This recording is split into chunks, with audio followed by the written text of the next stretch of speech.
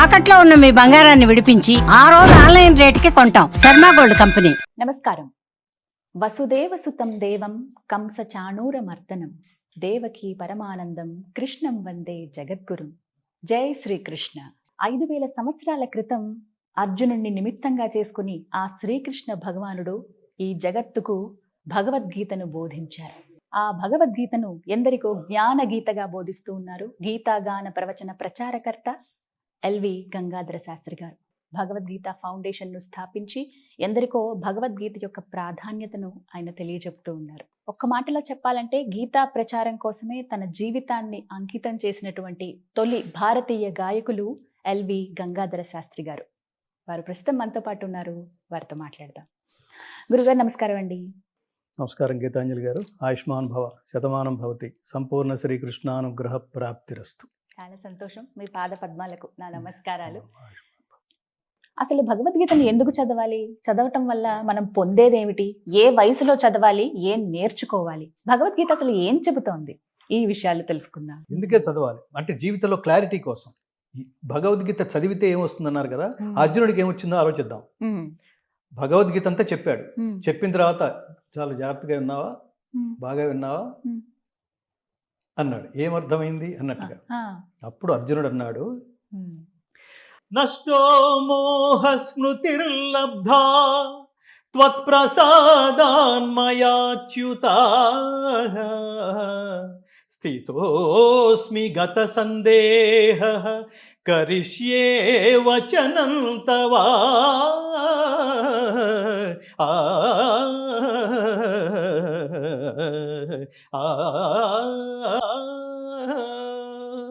అచ్యుత పరమాత్మ, నీ దయ వలన నా అజ్ఞానం తొలగిపోయినది.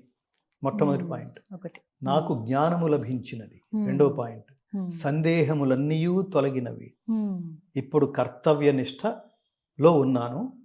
ఇప్పుడు నువ్వు ఏదైతే నాకు బోధించావో, ఇప్పుడు నేనే ఏదైతే స్వధర్మాన్ని ఆచరించవలసిన బాధ్యత నా మీద ఉందో అది ఆచరించడానికి సిద్ధంగా ఉన్నా. ఇప్పుడు చెప్పండి. భగవద్గీత అంతే, ఇక యుద్ధానికి సిద్ధమైపోయాడు. ఇప్పుడు భగవద్గీత సారాంశం ఏంటో చెప్పండి.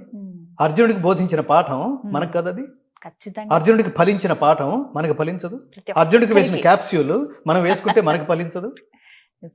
అందుకని చదవాలి. అంటే జీవితంలో క్లారిటీ కోసం చదవాలి. క్లారిటీ కోసం చదవాలి. స్ట్రెస్ పోవాలంటే, జీవితంలో మానసిక ఒత్తిడి పోవాలంటే భగవద్గీత చదవండి. ఏ పని మనిషి శాశ్వతుడు కావాలంటే భగవద్గీత చదవండి. ఇవాళ ముఖ్యంగా మనకి ఆ మధ్యన చాలా పేపర్లో వచ్చింది, మీకు డయాబెటీస్ పోవాలంటే, మధుమేహం పోవాలంటే, లేదా మీకు ఏంటారు బీపీ, షుగర్లు ఇలాంటివి ఏమన్నా ఉంటే పోవాలంటే భగవద్గీత చదవండి. రీసెర్చ్లో తేలిన విషయం. ప్రొఫెసర్స్ చాలా పెద్ద ఎత్తున ఇంగ్లీష్ పేపర్స్లో కూడా వచ్చింది, అమెరికన్ ఎడిషన్స్లో కూడా వచ్చింది. ఏమిటి దాని అర్థం ఏమిటి అంటే, ఎలా అంటే భగవద్గీత చదివితే పోతుందని కాదు, చదివి అర్థం చేసుకుని ఆచరిస్తే, ఓహో ఇది ఇంతేనా, ఇట్లాంటి సమస్య వచ్చినప్పుడు ఇలా ఆలోచించకూడదు అనమాట. పిల్లలు అదే కదా, పిల్లలు రాత్రంతా చదివారు పాపం కష్టపడి. మన పిల్లలు బంగారు తండ్రులు, బంగారు తల్లులు. 10 మార్కులు తక్కువ వస్తే తెలంగాణలో కొంతమంది పిల్లలు ఆత్మహత్యలు చేసుకున్నారు చూడండి, చనిపోయారు చూడండి. ఎలా అసలు అట్లా? తల్లిదండ్రులు ఏం మాట్లాడుతున్నారో మీ పిల్లలతో? 10 మార్కులు తక్కువ వచ్చినాయి, సో వాట్ అయితే ఏమిట్రా అని అనే తల్లిదండ్రులు గడుపున పుట్టలేదనమాట వాళ్ళు. నువ్వు ర్యాంక్ రావాల్సిందే, 5 మార్కులు తక్కువ వచ్చినాయి, నువ్వు 90 అన్నావు కదా, ప్రామిస్ అన్నాడు తండ్రి. 90% అన్నావు, ప్రామిస్ అనగానే బీపీ పెరిగింది వాడికి. ఏంటి ప్రామిస్ ఏమిటి? 85 వస్తాయి, సో వాట్? నేను చదివాను, 4 ప్రశ్నలు ఏవో రాలేదు, నేను 90కి ప్లాన్ చేశాను, 85 వచ్చినాయి, అయితే ఏమిటి? ఈ అయితే ఏమిట్లో మీరు చాలా మంది గొప్ప గొప్ప వాళ్ళు, అసలు ఏమి చదువు లేకుండా గొప్ప వాళ్ళు అయిన వాళ్ళని ఉదాహరణ చెప్తే అది కూడా చెప్పండి. అది మన చేతిలో లేదు నాన్న, మార్కులు దిద్దేవాడి చేతిలో ఉంది. దేవుళ్ళలాగానే కర్మ చేయి, ఫలితం వాడిస్తాడు. ఎందుకంటే కర్మ తాలూకు ఫలితం నీ చేతిలో లేదు. అసలు ఈ క్లారిటీ ఉండాలి అందులో. మన ఇద్దరు మాట్లాడుతున్నాం, మన కాన్వర్సేషన్ నడుస్తోంది, శ్రీకృష్ణ సంవాదం గురించి మనం మాట్లాడుకుంటున్నాం. ఇదంతా జనాల్లోకి, ఇక్కడ 2 కెమెరామెన్లు ఉన్నారు, వాళ్ళు షూట్ చేస్తున్నారు. ఇది రేపు జనాల్లోకి వెళితే ఏమన్నా అనుకుంటారా? మనం మధ్యలో ఒక సినిమా గురించి కూడా మాట్లాడుకున్నాం. దాంతో మనకేం సంబంధం? జనాలు ఏమైతే ఏమిటి, మీరు నిజాన్ని నిర్ద్వందంగా చెప్పడానికి ప్రయత్నం చేశారు. దీంట్లో మీకు ఫలితం ఏమి పొందాలనుకోలేదు. జనాలు దుర్భాషలాడే నేచర్ మీది కాదు. వాళ్ళకి ఏదో మంచి చేయాలి, ఇట్లాంటి ఆలోచన విధానం ఉండాలి, బిడ్డల్ని ఇలా పెంచాలి అని చెప్పడం వరకే మన లక్ష్యం. వాడు ఎలా తీసుకుంటాడో నీకు సంబంధం లేదమ్మా. సినిమా డైరెక్టర్ లాగానే, సినిమా లాగానే రిజల్ట్ నీ చేతిలో ఎలా ఉంది? అద్భుతం అనుకున్న సినిమాలు ఫ్లాప్ అవ్వలేదు. చాలా సినిమాలు మీరు అసలు ఏమిటి ఈ సినిమా, శంకరాభరణం సినిమా చూసి అందరూ అసలు ముందు ప్రివ్యూస్ వేస్తే విశ్వనాథ్ గారు చెప్తుండేవారు, నాకు అసలు ఆ మహానుభావుడైతే నేను అసలు ఈ మార్గంలో రావడానికి పరోక్షమైన కారణం విశ్వనాథ్ గారు. శంకరాభరణం సినిమా చూసి అట్లా నేను శాస్త్రీయ సంగీతం, ఆ ప్రభావంలో పడి శాస్త్రీయ సంగీతం నేర్చుకోవడానికి హైదరాబాద్ వచ్చాను. వీళ్ళు సమాజాన్ని నడిపించగలిగే దిక్సూచులు వాళ్ళు.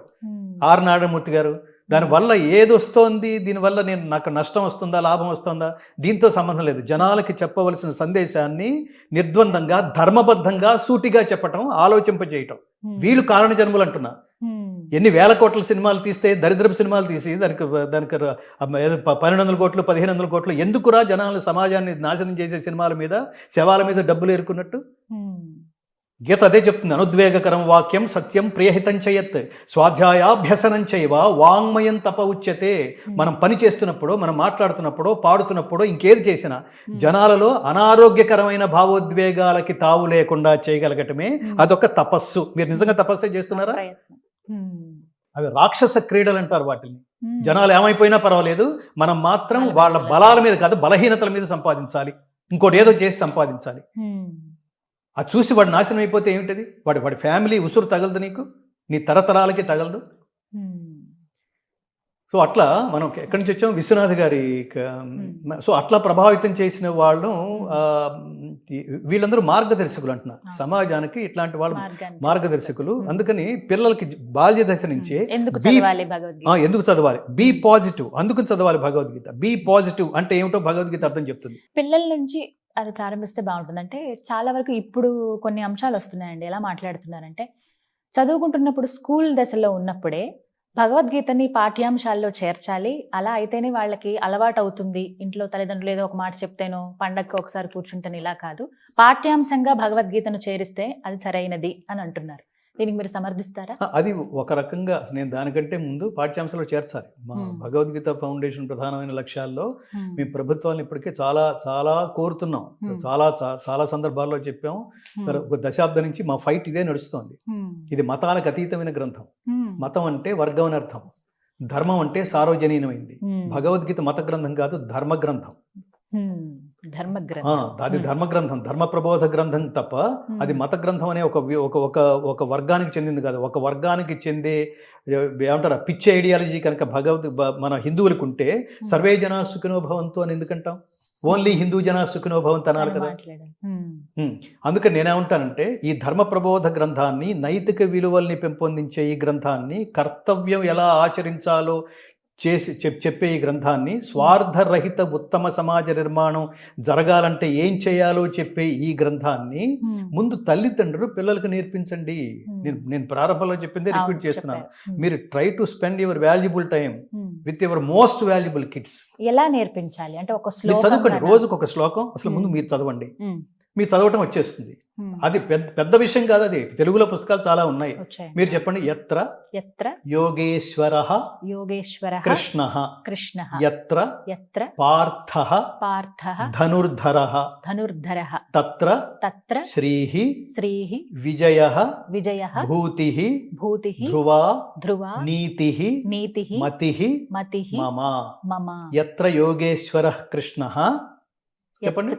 యత్ర యోగేశ్వరః కృష్ణః యత్ర పార్థో ధనుర్ధరః తత్ర శ్రీర్విజయో భూతిః ధ్రువా నీతిర్మతిర్మమ. ఏమిటి ఇంకా మీకు నేర్పించేది? ఇంత ఈజీగా. ఇప్పుడు ఏమిటి, తల్లికి వచ్చేస్తే పిల్లలందరికీ వచ్చేసినట్టే.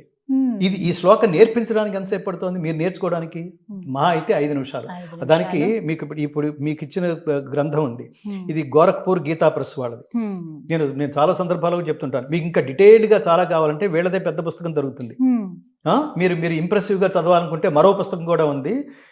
అది శ్రీ శ్రీ శ్రీ విద్యా ప్రకాశానందగిరి సుఖ బ్రహ్మాశ్రమం. ఆ మహాత్ముడు ఆయన భగవద్గీతని మా మా మా భగవద్గీత రీసెర్చ్లో కూడా మేము సేకరించిన 18 గ్రంథాల్లో అవి చాలా గొప్పవి. దాని మీద చాలా రీసెర్చ్ ఓరియంటెడ్గా చేశారు. అవి ప్రామాణిక గ్రంథాలు. శ్రీ శ్రీ శ్రీ విద్యా ప్రకాశానందగిరి స్వామీజీ ఈ గోరఖ్పూర్ వాళ్ళు హిందూ ధర్మాన్ని ఉద్ధరించడానికే పుట్టారు. వీళ్ళు కారణ జన్మలు. సో అందుకని మీరు ఆ పుస్తకం తెరిస్తే మీకు ఫస్ట్ శ్లోకం ఉంటుంది. శ్లోకం కింద పదచ్ఛేదం ఉంటుంది. అంటే ఒక్కొక్క పదం ఎలా మీరు విడదీయాలో మీకు చెప్పేట్టుగా. ఇంకొక 10 పేజీలు తీయండి. ఏతాన్న హంతుమిచ్చామి. మీకు ఆ కింద పదచ్ఛేదం ఉంది చూడండి. అది చదవండి. విడదీసి ఒక్కొక్కటి చదవాలి. ఇప్పుడు అక్కర్లేకపోయినా మీరు శ్లోకం, దాని కింద పదచ్ఛేదం, దాని కింద ప్రతి పదానికి అర్థం, దాని కింద మొత్తం శ్లోకానికి తాత్పర్యం. చాలా బ్రీఫ్ గా ఉండే చాలా గొప్ప పుస్తకం ఇది. చాలా క్లియర్ గా ఉంది. మీకు నేర్చుకోవడానికి పెద్ద 5 నిమిషాల కంటే పట్టదు. మీ పిల్లలకి నేర్పించడానికి 10 నిమిషాల కంటే పట్టదు. దాన్ని తాత్పర్యంతో సహా దేవుడు ఏమంటున్నాడంటే అని అలా పిల్లలకి చెప్పండి. నువ్వు కర్మణ్యేవాధికారస్తే అన్నాడురా, నువ్వు పని చెయ్యి, నువ్వు బాగా చదువు, దాన్ని అలా చెప్పండి. నువ్వు బాగా చదువు, టీచర్ మార్కులు వేస్తుందా, బాగా చదవకపోతే కొడుతుందా, ఇలాంటి చదువుతున్నప్పుడు అన్నెసరీ డీవియేషన్స్ వద్దు, బాగా చదువు.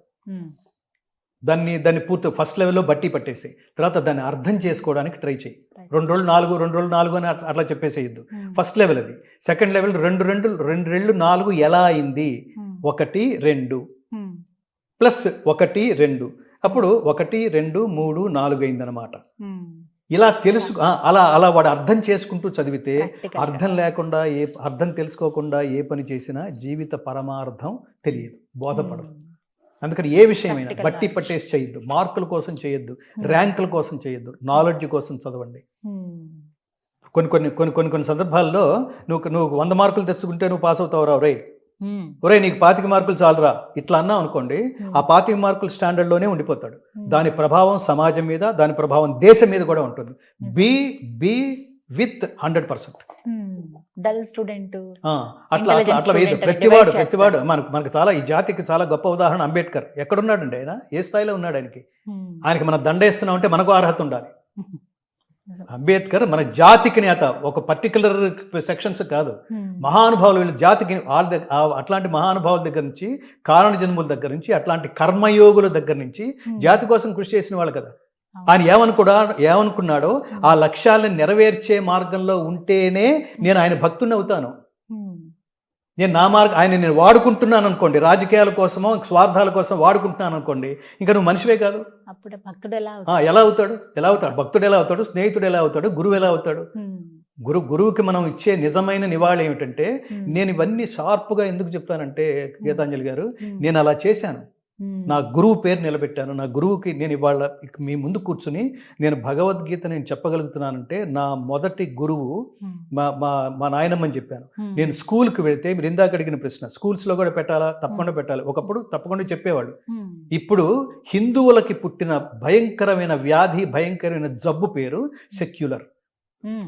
ఆ సెక్యులర్ అనే జబ్బు పట్టిన హిందువులు మన స్కూల్స్లోనే ఉండి, నాలాంటి వాళ్ళు ఎవరైనా వచ్చి నేను పిల్లలకి భగవద్గీత నేర్పిస్తానంటే, సార్ మీరు రావద్దు సార్ దయచేసి, ఇది సెక్యులర్, దీని పేరు సెక్యులర్ట.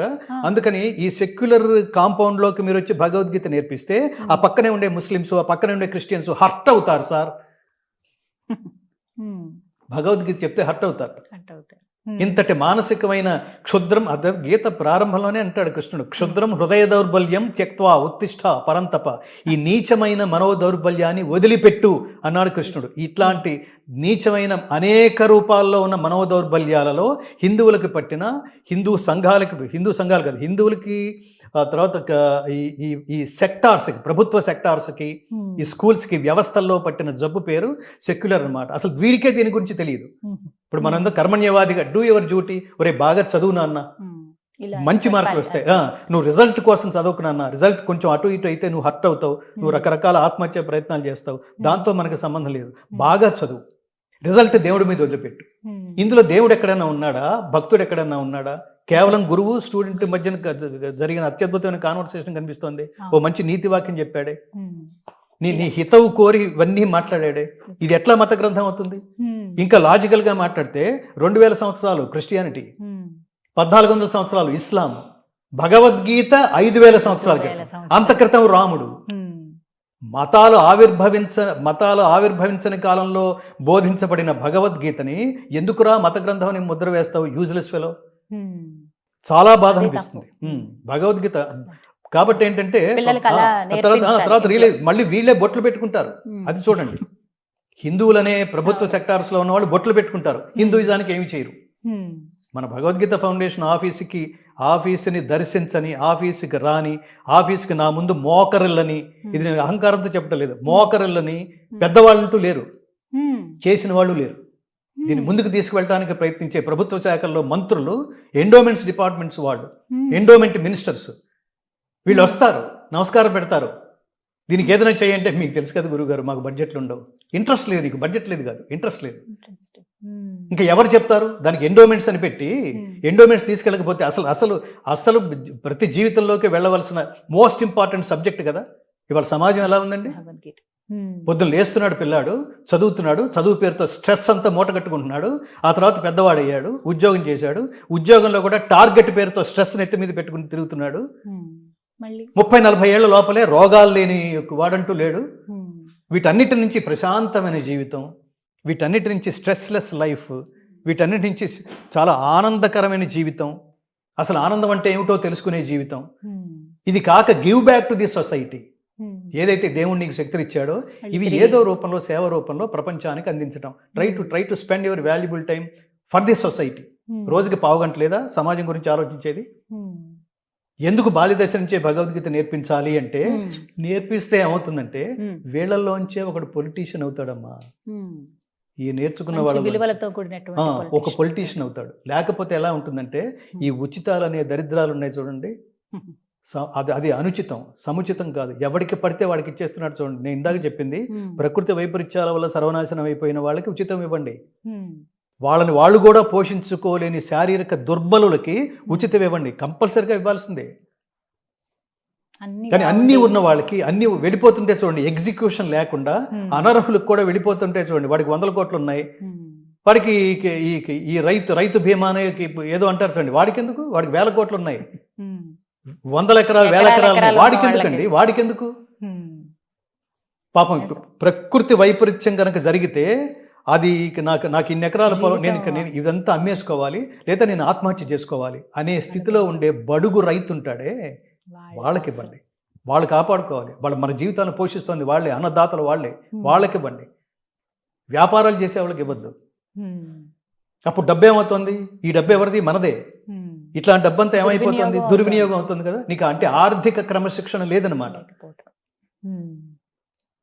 అదే మా ఆవేదనలో కూడా మేము చాలా వ్యవస్థగా రూపొందించి ప్రతివాడికి భగవద్గీతను చేర్చాలి. మా క్యాప్షన్ ఇంటింటా గీతా జ్యోతి, మా లక్ష్యం అది. మేము పైసా వెతుక్కుంటూ, వాళ్ళు 100 రూపాయలు ఇస్తే, వీళ్ళు 200 రూపాయలు ఇస్తే, ఇక్కడున్న ఫ్లాట్కి రెంట్ కట్టుకుంటూ, ఈ నెల రెంట్ ఎలా అని వెతుక్కుంటూ, అలా అలా అలా అలా అలా ఎలా మేము మీ నోటీసుకి తీసుకొచ్చినా మీరు స్పందించకపోతే ఎలా? ఇలా ఎన్నో ఎదుర్కొన్నారు ప్రాజెక్టులు అన్నట్టు. ఇవి భగవద్గీత కేవలం భారతదేశానికి మాత్రమే కాదు, సర్వమానవాళికి.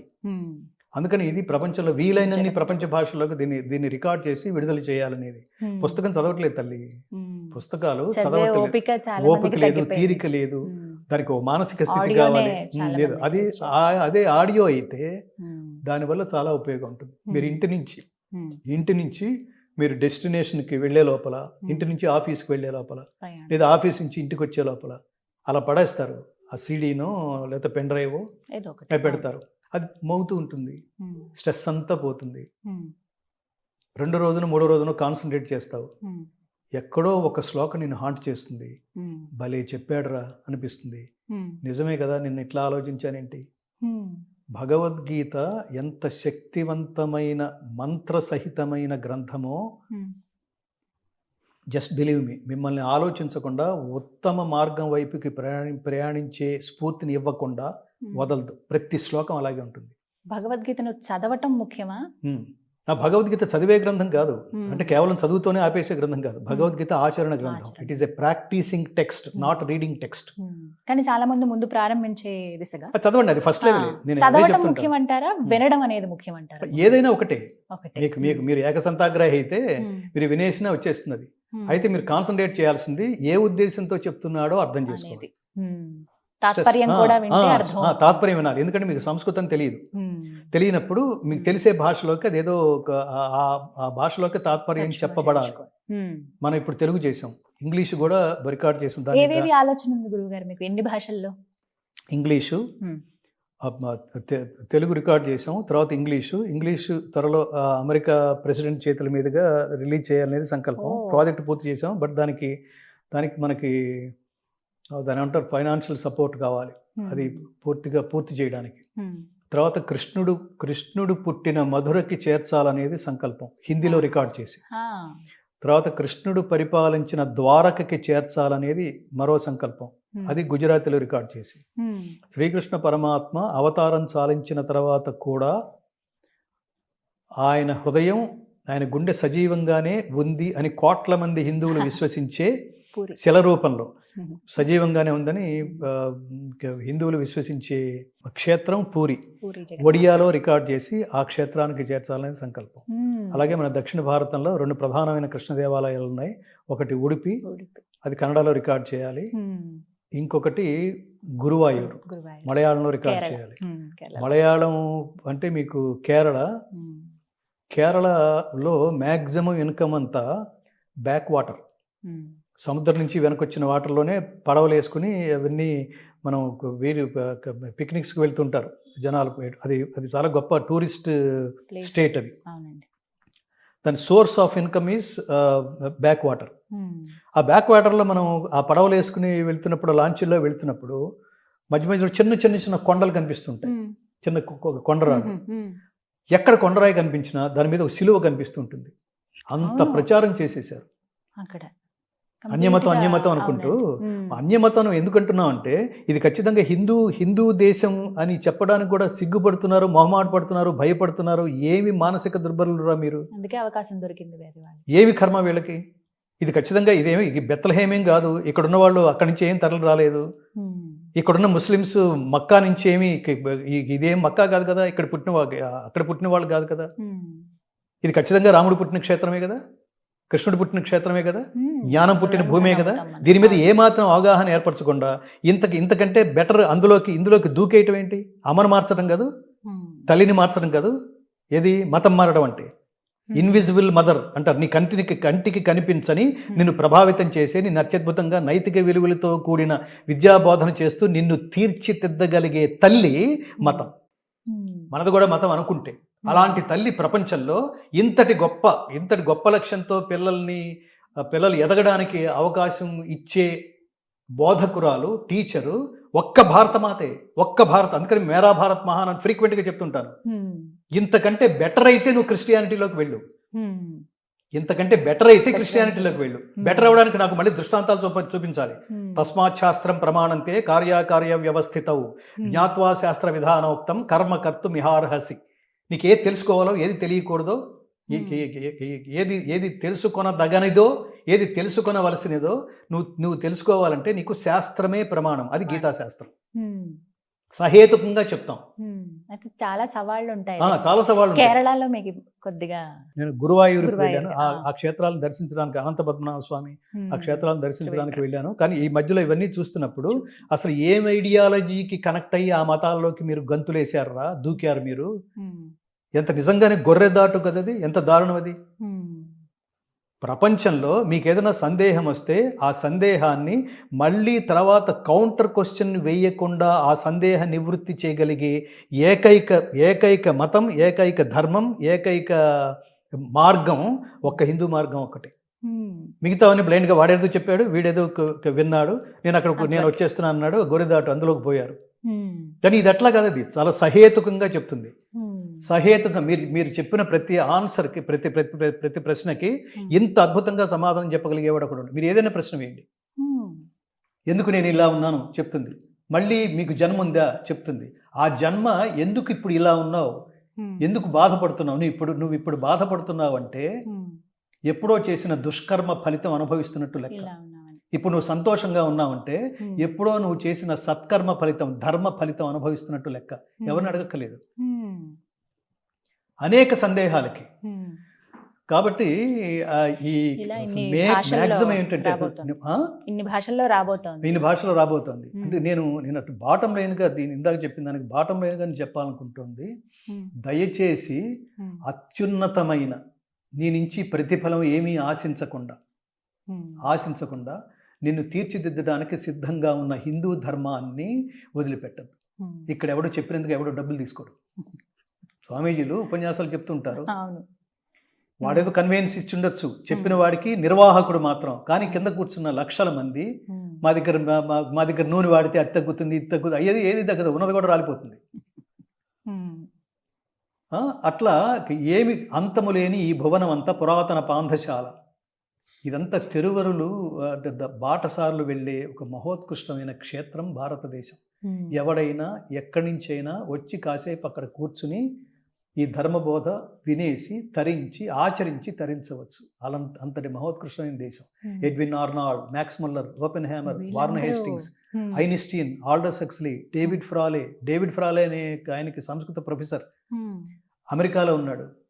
అతనికి పద్మభూషణ్ ఇచ్చి గౌరవించింది మన దేశం. అతను తన పేరు మార్చుకున్నాడు. అతను ఇక్కడున్న హిందూ ధర్మాన్ని చదువుతూ ఈ గ్రంథాలని చదువుతూ నా పేరే నాకే నచ్చలేదు అని అతను వామదేవ శాస్త్రి అని మార్చుకున్నాడు. అతను ఇక్కడ ఎవరో మారమని ఎవరో చెప్పలేదు. అలాంటి దేశం ఇది. అందుకని దయచేసి కన్వర్షన్స్ పేరుతో తల్లుల్ని మార్చకండిరా. తల్లుల్ని మార్చమని చెప్పేవాడు, తల్లుల్ని మార్చేవాడు, మతం పేరుతో తల్లిని మార్చేవాడు నీచుడని అర్థం, ఐడియాలజీ లేదని అర్థం, అమాయకుడని అర్థం, మూర్ఖుడని అర్థం, అజ్ఞానని అర్థం, మినిమం నాలెడ్జ్ కూడా. నేను సింపుల్ ఉదాహరణ చెప్తుంటాను. నా తల్లి యావరేజ్గా ఉంటుంది, నా పక్కింట్లోనే పక్క పోర్షన్లో ఐశ్వర్యరాయ్ ఉంటుంది అనుకోండి. ఐశ్వర్యరాయ్ అందంగా ఉంటుంది కాబట్టి నా తల్లి ఆవిడే, ఈ తల్లి కాదు, సారీ ఆమె తూచ్ అంటాము మనం. ఈవిడ అందంతోనూ ఈవిడ యావరేజ్నెస్తోనూ మనకేమి సంబంధం? నా తల్లే, నన్ను తీర్చిదిద్దింది నా తల్లే. దేహము విజ్ఞానము బ్రహ్మోపదేశమిచ్చి ఇహపరాలు సాధించి హితమిచ్చిన తండ్రిని. నా తండ్రే. వాడెవడో మధ్యలో వచ్చి వాడి సౌలభ్యం కోసం బాప్టిజం అని ఒకడు అంటాడు, ఇక్కడ సంతకం పెట్టమంటాడు. మీకు దాని మీద వీటి మీద రాబోయే రోజుల్లో నేను అసలు ఈ ప్రభుత్వాన్ని ముఖ్యమంత్రుల్ని కూడా మీరు అందరినీ సమానంగా చూడండి. కానీ మీరు హిందూ అని బలవంతంగా ప్రకటించుకోండిరా నాన్నల్లారా, ముఖ్యమంత్రులారా. డెఫినెట్ గా నేను ఏమంటానంటే, ఇవాళ హిందూయిజం గురించి గట్టిగా మాట్లాడడానికి ప్రపంచంలో ఇది హిందూ మతానికి సంబంధించింది, మనం దాన్ని టచ్ కూడా చేయకూడదు, దాని పేరు యోగా అని మొన్నటిదాకా అనుకున్న వాళ్ళు ప్రపంచ యోగా దినోత్సవం స్థాయికి అది చేరుకుందంటే ఇప్పుడిప్పుడే దీన్ని అర్థం చేసుకుంటోంది. రాబోయే రోజుల్లో ప్రపంచ మొత్తాన్ని శాశ్వతానందమయ స్థితికి తీసుకువెళ్ళగలిగే, జ్ఞానబోధ చేయగలిగే దేశం భారతదేశం మాత్రమే. ఇదే నిలబడి ఉంటుంది. మిగతావన్నీ డబ్బులుండి వాడు ఎందుకు కన్వర్ట్ చేస్తున్నాడు? వాడికి డబ్బు వస్తుంది. నేను ఉద్యోగం చేయాలంటే, నేను డబ్బు సంపాదించాలంటే నేను 10 మందిని ఇందులోకి కన్వర్ట్ చేయాలి. నువ్వే పుస్తకాలు పట్టుకుని తిరుగుతున్నావు, నువ్వే ప్రచారం చేస్తున్నావు. ఇక్కడ ప్రచారం చేయాల్సిన అవసరం లేదు. భగవద్గీత కోసం మీరు వస్తే నేను మాట్లాడుతున్నాను. నేను జనాల్లోకి వెళ్ళి చెప్పాల్సిన అవసరం లేదు. అంతే. దిస్ ఇస్ జస్ట్ లైక్ ఏమంటారు కాలేజెస్. ఇప్పుడు నారాయణ, చైతన్య అంటారు చూడండి. స్కూల్కి మనం వెళ్ళాలనుకుంటే మీరు జాగ్రత్తగా వినండి. మీరు స్కూల్కి వెళ్తున్నారా? స్కూల్ మీ ఇంటికి వస్తుందా? మీరు స్కూల్కి వెళ్తున్నారంటే మీకు ఇంట్రెస్ట్ ఉందని అర్థం. స్కూలే మీ ఇంటికి వచ్చి మా దగ్గర రండి అంటుందంటే వాడికి ఇంట్రెస్ట్ ఉందని, వాడు లాభాపేక్షతో వాడు వ్యాపారం చేస్తున్నాడని అర్థం. అంతేనా? ఈ మిగతా మతాలు కూడా అంతే. నేను 2 ఉదాహరణలు చెప్పాను, మళ్ళీ ఈ సందర్భంలో కూడా చెప్తాను. స్త్రీ పురుషులు మా మత సిద్ధాంతాల ప్రకారం సమానం కాదు. మా మత సిద్ధాంతాల ప్రకారం స్త్రీ పురుషులు సమానం కాదు. స్త్రీలు బిడ్డల్ని కనడానికే పనికొస్తారు అని అబూబకర్ ముసలియార్ అనే ఒక సంఘం అధ్యక్షుడు ఆ మధ్యన ప్రకటన ఇస్తే అన్ని పేపర్లలోనూ వచ్చింది. అది అంటే ఆ మతం కొన్న మానసిక వైశాల్యం ఏమిటి? మనమేమని చెప్తున్నారు? మాతృదేవో భవ, తల్లే మొదటి దేవతరా నాన్న. తల్లి నీకు జన్మనిస్తూ తన జన్మని పడంగా పెట్టింది. కాన్పు కష్టమైతే మహిళలు పోతారు కూడా. పాత రోజుల్లో లేవవి. కాన్పు కష్టమై బిడ్డని ప్రసవించి తల్లి మృతి అంటే అది తెలిసినా కూడా బిడ్డను కనడానికి, తల్లి గర్భవతి అవ్వడానికి మెంటల్గా ప్రిపేర్ అయిందంటే ఏంటి అసలు అది? ఆ త్యాగమూర్తికి తిరిగి ఏమి ఇవ్వగలం? అలాగే నాన్న పితృదేవో భవ, నాన్న మొత్తం జీవితాంతం సంపాదించిందంతా తెలివితేటలతో, రకరకాల తెలివితేటలతో సంపాదించిందంతా నిన్ను పెద్దవాడిని చేయడానికే ఉపయోగించాడు. తిరిగి ఏమి ఇస్తున్నావురా వీళ్ళకి? జస్ట్ లైక్ దట్, అట్లా జంతువులాగా బతికేస్తావా? తిరిగి ఏమి ఇవ్వవా? ఏమి ఇచ్చినా తీసుకోరు. అయినా ఏమి ఇవ్వాలి అంటే through your works, through your achievements you have to give back to your parents. First తల్లిదండ్రుల రుణం తీర్చుకోవాలి. చాలా అమూల్యమైన విషయాలు తెలియజేశారు. నిజంగా మొదట్లో చెప్పినట్టుగానే ప్రత్యేకమైన ఇంటర్వ్యూ ఇది, నాకు లైఫ్ టైం ఎక్స్పీరియన్స్ అని. ఆయుష్మాన్ భవ. ఖచ్చితంగా చాలా సర్వం సంతోషం. శ్రీకృష్ణార్పణమస్తు, సర్వం లోకార్పణం. ఈ గీతని లోకార్పణమస్తు, ఇష్టకామ్యార్థ ఫలసిద్ధిరస్తు, ధన్యవాదాలు. ఆయురారోగ్య ఐశ్వర్యాభివృద్ధిరస్తు, లోకా సమస్తా సుఖినో భవంతు. జై శ్రీకృష్ణ. జై శ్రీకృష్ణ.